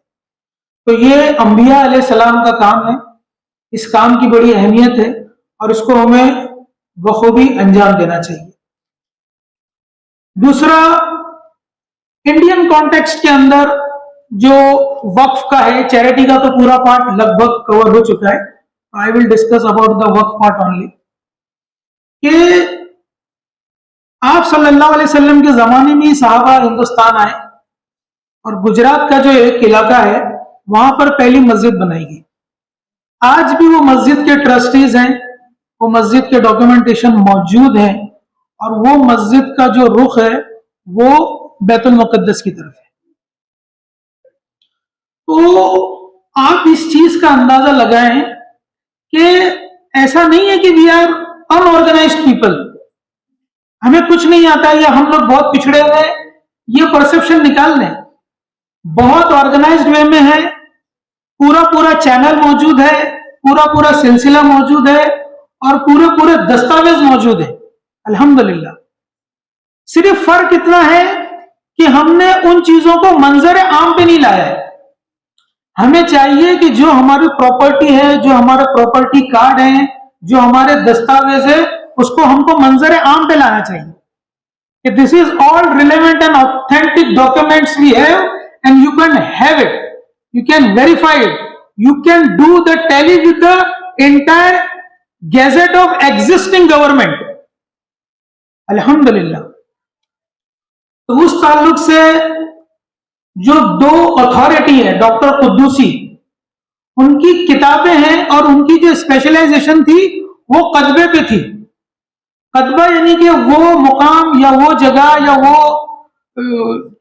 प्लेस जहां पर उसकी तख्ती लगाई जाती है और जब उसको आर्कियोलॉजिकल सर्वे से किया जाता है तो फिर वो कतबे की स्टडी की जाती है और फिर वहां से उसका पूरा जो आर्कियोलॉजिकल सर्वे वो शुरू होता है। तो पंजाब में एक जगह है सरहिंद, वो 47 से पहले सूबे लाहौर में आता था और वहां पर एक बुजुर्ग की मजार है, इमाम रब्बानी हजरत मुजद्दिद अल्फसानी। पंजाब वक्फ के दोनों जो असिस्टेंट कमिश्नर है वो मेरे राब्ते में है और इमाम रब्बानी ने उस वक्त वहां पर एक इलाका है ब्रास, वहां पर 22 अंबिया अलैहिस्सलाम की कब्रों की निशानदेही की और आर्कियोलॉजिकल सर्वे ने उसको अप्रूव किया और उसको अपने ताबे में लिया और उसको आइडेंटिफाइड किया। तो this is I am talking about 300 years old। उसी तरह जहांगीर ने उस जमाने में जितनी भी दरगाहें थी, हर दरगाह की 2 डमी कर दिया। 2 डमी इन द सेंस कि जो आपको ऊपर की मजार नजर आती है वो डमी है, उसके अंदर की जो एक मजार है वो भी डमी है और असल जो मजार है मिट्टी की वो नीचे, ताकि बेहुरमती नहीं होवे और एक स्ट्रक्चर उसका मेंटेन रहे। तो ये तमाम खिदमत जहांगीर के दौर में की गई और वो सारी चीजों को गैजेट किया गया। तीसरी बात, औरंगजेब अलैहि रहमा के ताल्लुक से जो आता है, सबसे ज्यादा मंदिरों को जो जगह दी गई है वो औरंगजेब अलैहि रहमा के जमाने में दी गई। उसके पूरे पूरे डॉक्यूमेंट्स जो कि as a research paper present किए गए हैं वो डॉक्टर राम पुनियानी के पास आपको मिल जाएंगे। डॉक्टर राम पुनियानी के पास तमामी तफसीलात मौजूद है, जो जो मंदिरें इलाहाबाद, वाराणसी, जितने भी प्रोविंस में दी गई है और उनके जो आपस में डिस्प्यूट है, वो जो सेटलमेंट होता है वो औरंगजेब के जमाने में जो परवाने यानी जो परवाने दिए जाते थे उससे वो टैली होते हाईकोर्ट में ऑर्डर पास होते। तो ये पूरा इंडियन कॉन्टेक्स्ट के अंदर वक्फ का पार्ट रहा है और वक्फ की इस तरह से अहमियत है। अब इसके इस्लामिक प्रोस्पेक्ट में आपको बताऊं कि इसमें कितनी जेन्युइनिटी, सिंसियरिटी और कितना एक्सेप्टेंस है कि जब मक्का मुकर्रमा फतह हुआ उस जमाने में जो काबे की चाबी थी वो एक खानदान के पास हुआ करती थी। वो एक सहाबी थे हजरत उस्मान बिन तला।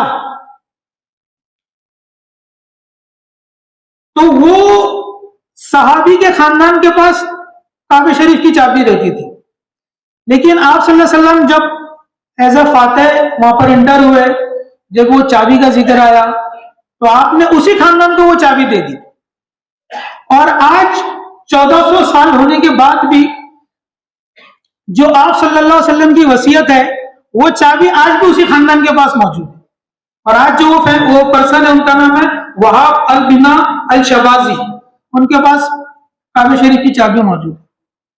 तो मैंने ये तमामी बातें इसलिए रखी है कि ये एक इबादत है, अपनी मजहबी जगहों की तहफ़्फ़ुज़ करना कागजात के जरिए, डॉक्यूमेंट्स के जरिए, और जो जिस चीज की रिक्वायरमेंट होती है सर, ये एक इबादत में शामिल है। अब जो भी मौजूदा गवर्नमेंट है या मौजूदा कंप्लायंस है उसको हमको फॉलो करना चाहिए, और ये फॉलो आता हुआ रहा है, और इसमें कोई डिग्रेड होने की या दबने की ऐसी कोई बात नहीं है। आखिरी बात यह है कि आज जो फलस्तीन का जो इशू चल रहा है, मस्जिद अक्सा और जो गजा और ये जो तमामी चीजें चल रही है, तो इसके जो ट्रस्टी है वो जॉर्डन की मिनिस्ट्री ऑफ वक्फ है, और बैतुल मुकद्दस की जो चाबी है वो जॉर्डन के जो वक्फ है मिनिस्ट्री उनके पास है। तो आप इस चीज का अंदाजा लगाएं कि ये चीजें कितनी अहम है और इनकी कितनी जरूरत है, और हमें इस पर कितना संजीदगी से काम करना चाहिए। और MMNF के जो 15 प्रोग्राम है उसके अंदर this is one of the factor where we have to consider the documentation part. अब जैसे एडवोकेट साहब ने बताया, तो जहां तक के MMNF की आवाज जा रही है, जहां तक के आप लोगों की आवाज जा रही है, जहां तक के इस प्रोग्राम की नौयत से लोगों को मैसेज मिल रहा है, जो कोई भी मस्जिद, मदरसा, दरगाह, कब्रिस्तान, खानका, ईदगाह, मुसाफिर खाना, सराय, इमाम बाड़ा, ये तमामी चीजों को अगर डॉक्यूमेंट्स अनऑर्गेनाइज्ड है या उसकी काउंसलिंग चाहिए, अल्हम्दुलिल्लाह MMNF के जरिए, जुमा मस्जिद के जरिए, वकील साहब ने अपना जाती नंबर दिया है, उनके जरिए आपको मिलेगी। और इंशाअल्लाह इतनी अच्छी टीम है कि ताजमहल और लाल किले के भी डॉक्यूमेंट्स आपको ऑर्गेनाइज करके दे देंगे इंशाअल्लाह। ठीक है, अस्सलाम वालेकुम व रहमतुल्लाहि व बरकातहू। बहुत ही खूबसूरत अंदाज में डॉक्टर इरफान अजमेरी ने हमारे सामने वक्फ की नौयत को पेश किया, वक्फ के जो ओरिजिन है उसको पेश किया। मैं शुक्रगुजार हूँ डॉक्टर इरफान अजमेरी साहब का कि उन्होंने इतना अपने कीमती वक्त से हमें गाइड किया। साथ ही साथ हमारा यहाँ पर आगे के जो स्केड्यूल है उसमें 2 अहम सेशन है। एक है विमेन एम्पावरमेंट, जो कि बहुत ही ज्यादा इंपॉर्टेंस का इसलिए रखता है कि हमारे हलकों में अक्सर इस टॉपिक के ऊपर गुफ्तगू नहीं होती है। हमारे हलकों में कहीं ना कहीं इस हलकों में गुफ्तगू होती भी है तो गुफ्तगू करने वाले लोग या बातचीत करने वाले लोग वो मर्द हजरात होते हैं। एक विमेन एम्पावरमेंट की बात अगर विमेन के जरिए अगर हो तो ज्यादा उसके इंशाल्लाह इमोशनल कॉन्टेक्स्ट हम ज्यादा उसको जोड़ सकते हैं कि कैसे किस नोयत से और किस फिक्र से उन्होंने काम शुरू किया था और कहां पर वो पहुंचे हैं और कैसे हमें उनसे सीख लेनी चाहिए। तो अपने काम को बताने के लिए और विमेन एम्पावरमेंट पर रोशनी डालने के लिए मैं गुजारिश करता हूँ रेशमा शेख मैडम से कि वो आए और हमें इस टॉपिक पर रहनुमाई करें। लोनावा से आए मैडम, खास तौर पे हमें गाइड करने के लिए। अस्सलाम वालेकुम, मेरा नाम रेशमा शेख है। मेरा एनजीओ है मीरा महिला बहुउद्देशीय सेवा भावी संस्था, वहां पे मेरा ट्रेनिंग सेंटर है। स्टार्ट मैंने अगरबत्ती से की, अगरबत्ती मैन्युफैक्चरिंग मेरा वो बिजनेस है, माल बना के कंपनी में देने का। और एनजीओ के द्वारा मैं औरतों को फ्री में सिखाती हूँ 200 से ज्यादा प्रोडक्ट।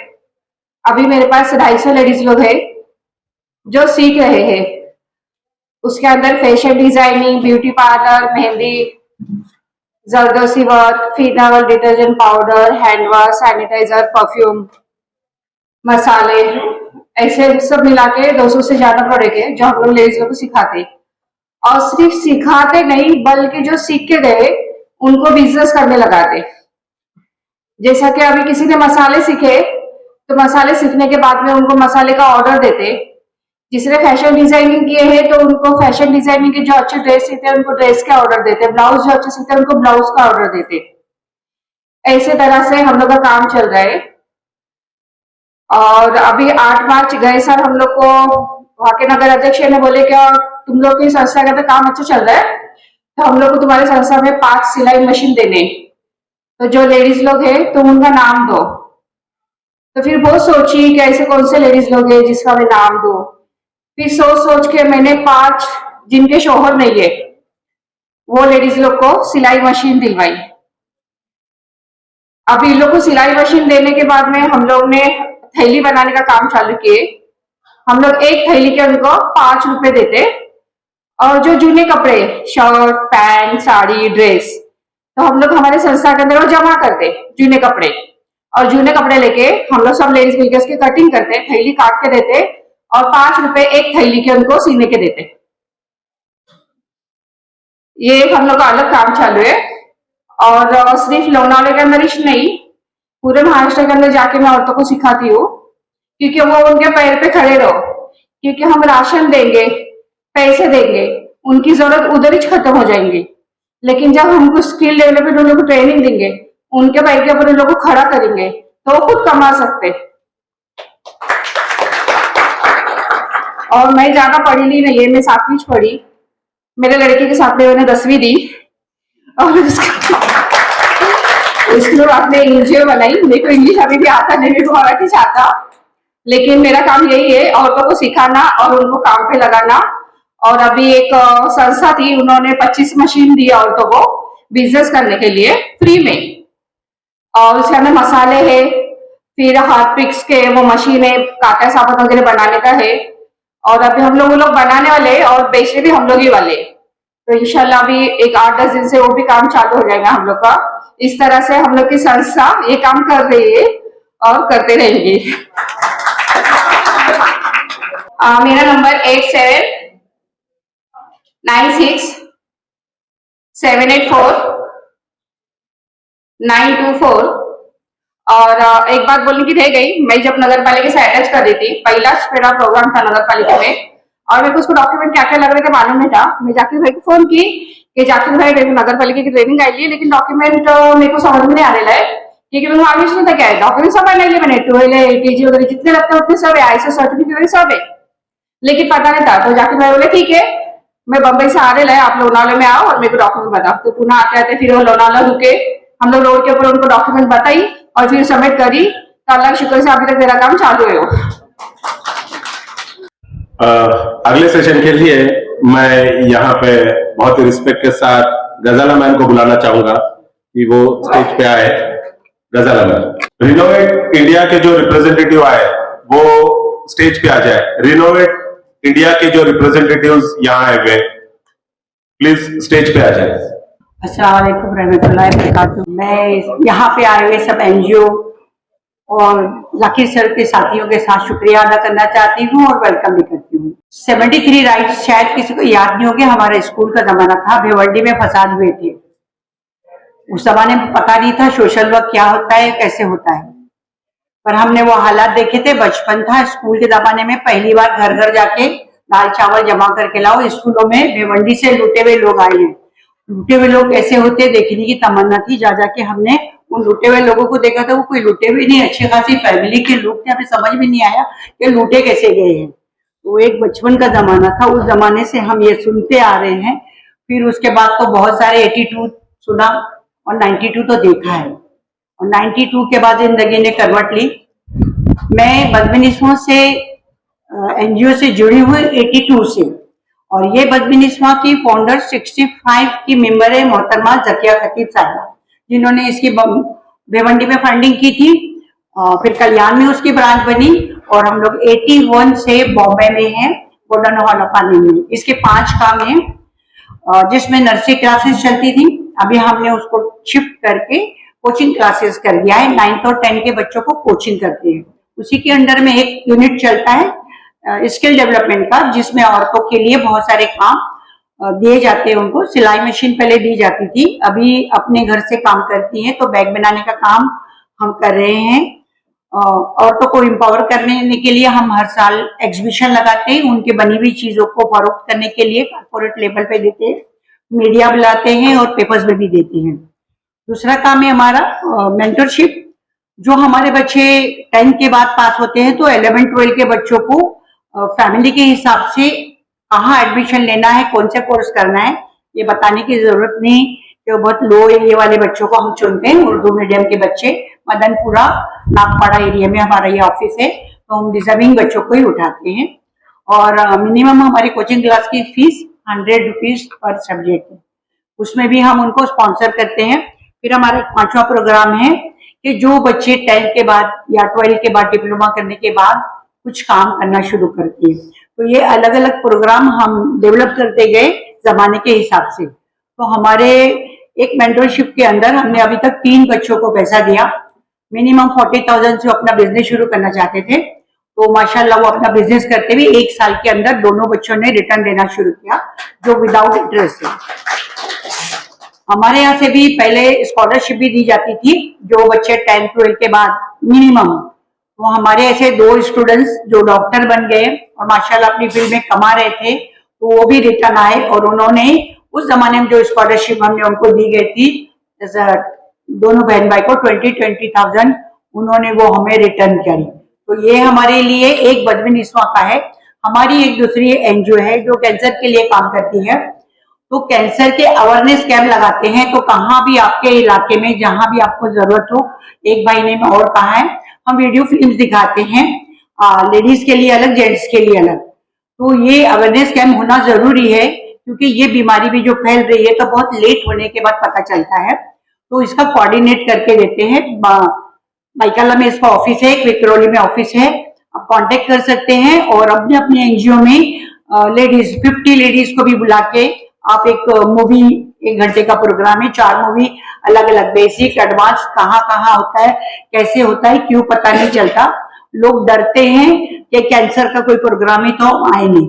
हमारी एक एनजीओ है जो दिन का काम कर रही है, क्योंकि 2004 के बाद जो हालात बदले तो लगा के दिन पे भी काम करना चाहिए। तो हमारी एक खुर्शीद ट्रस्ट एनजीओ है जो सलम में जाके काम करती है, जिसमें हम कुरान पढ़ाने के लिए बुलाते हैं। तो आप समझ सकते हैं जो डिजर्विंग लोग हैं वो नहीं आते, तो उन्हें हम लोग ट्यूशन पढ़ाने के बहाने बुलाते हैं और लोअर पट्टी एरियाज में हम लोग जगह लेते हैं और वहां उन बच्चियों को पढ़ाते हैं, जिससे औरतें जुड़ती हैं। तो औरतों की हेल्थ के इशू आ जाते हैं, फिर उसके अंदर और दूसरे जो तीनों प्रोग्राम लेडीज के लिए चलते हैं, तो हेल्थ इशू भी उसके अंदर लेते हैं, इकोनॉमिक इशू लेते हैं। तो मैं और एक है मेरी दूसरी एनजीओ है सिविल डिफेंस, जिसमें डिजास्टर मैनेजमेंट।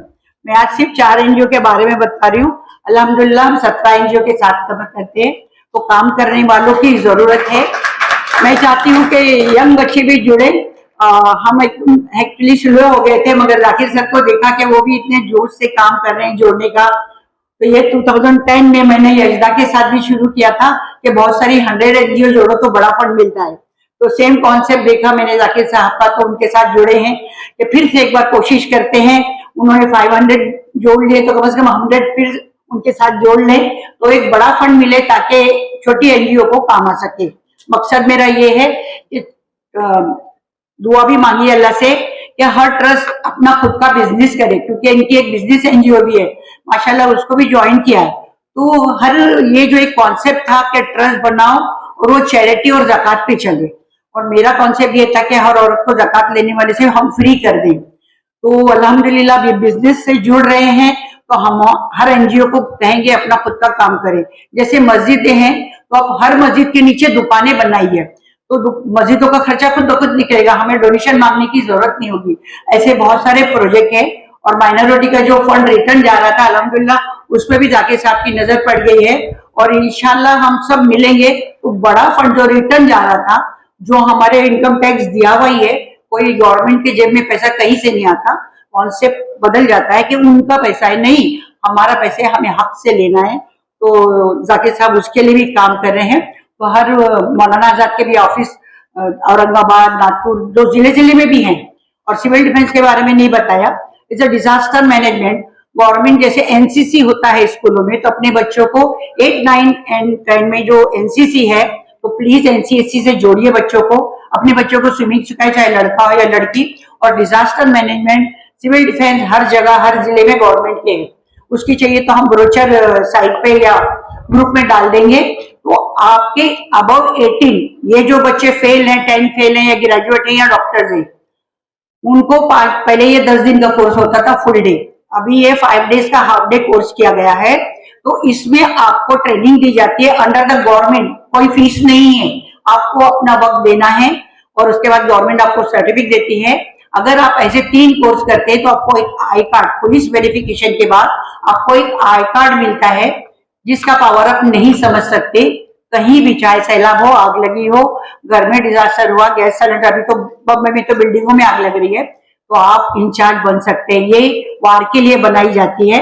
अब वार तो बड़ी नहीं होती, हर दिन हम लोग वार में रहते हैं, कभी बस हमें कुचल देती है तो कभी ट्रक हमें कुचल देता है, पूरी पूरी फैमिली खत्म हो जाती।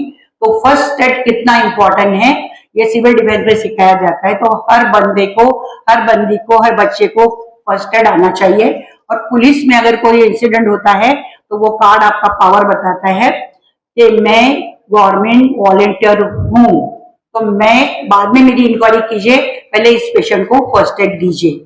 तो ये पावर है। और आप पूरा बिल्डिंग का चार्ज ले सकते हैं, वॉलंटियर लगा सकते हैं। अल्हम्दुलिल्लाह एक ऑफिसर की तरह उसमें भी पोस्ट चलती है, तो हाई लेवल तक जा सकते हैं। उसके लिए भी जिले लेवल पे जितनी भी मालूमात चाहिए हम ब्रोचर लोड कर देंगे साइट पे, फायदा उठाए। तो ये 5 एनजीओ के बारे में बताया और माशाल्लाह आपके एनजीओ जो सब काम कर रहे हैं, तो यहाँ खुशी इसलिए मिलती है कि सब काम करने वाले बैठे हैं। तो अपने साथ अपनी टीम में यंग बच्चों को जोड़िए, कम से कम 3-4 साल आपके साथ रहेंगे तो वो आपके जैसे एक्सपर्ट बनेंगे। अपनी जो नॉलेज है प्लीज प्लीज अपने साथ नौजवानों को जोड़िए। मैं मानती हूँ बच्चे आजकल फास्ट हो गए, ये देखिए ना डीजल हम नहीं आता, हम अभी बहुत पीछे है डीजल लेके। मैंने डिमांड किया कि मेरी हर एनजीओ को जाकिर सर और उनकी टीम डिजिटल कर देंगी, वेबसाइट बना देंगी, सब कुछ करेंगे इंशाल्लाह, फिर हम दुनिया में जुड़ जाएंगे। तो ये भी जरूरी है एजुकेशन। ऑल द बेस्ट, सब आए हैं, अल्लाह सबको हिदायत दे, कामयाब करे। नेक ईमान और नेक बरकतें रहेंगे तो नेक लोग मिलते रहेंगे और ये कारवां बढ़ता रहेगा। मैं माजूरत चाहती हूँ क्योंकि मैं सबके फोन नहीं उठाती, तकरीबन 2500 लोग हैं, तो फिर भी मैं लिख देती हूँ कि कभी अगर मैंने लिया, जाकिर सर के जो भी नॉलेज रहेगी मैं आपके व्हाट्सएप पे दे दूंगी। 9757083511 रजाला आजाद। जज़ाकल्लाह खैर।